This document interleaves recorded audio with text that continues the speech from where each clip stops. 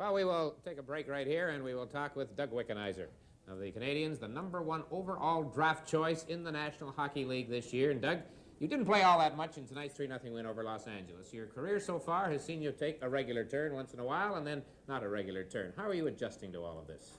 Well, it's been that way. I think the Canadian organization has always been that way. They've brought along their rookies fairly slowly, and everybody else has had to wait their turn, and that's been the same way for me. And sure, I'd like to play a lot more, but I think I'm gaining more experience by watching, just being on the bench and watching the other players. I think I can learn quite a bit more than maybe if I went back to junior. I think you went through quite a period of frustration toward the end of the training camp, but you see, have you sort of got out of that little depression now and you've adjusted a little better?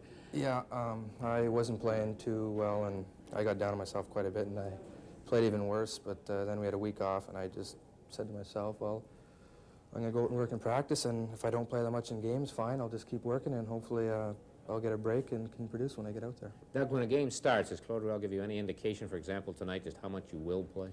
No, he doesn't. It's, I think he takes it as the game goes. If it's a close game, I won't see too much, but if it's, if we're controlling the game in the lead, well, I'll get a little bit more ice time. I have to ask you about playing with Guy Lafleur. You have had a chance to do that more than once. You kind of just shake your head in wonderment, I guess, at some of the things he does, but at the same time, we think it must be kind of difficult to fit into somebody like Lafleur right off the bat. It is, because you're not sure where he is all the time, but you just have to get used to that. You just have to go and take off with the puck because he's so smart. He's going to get in the open, and when he is, he usually yells and lets you know, but some of the plays he makes are unbelievable.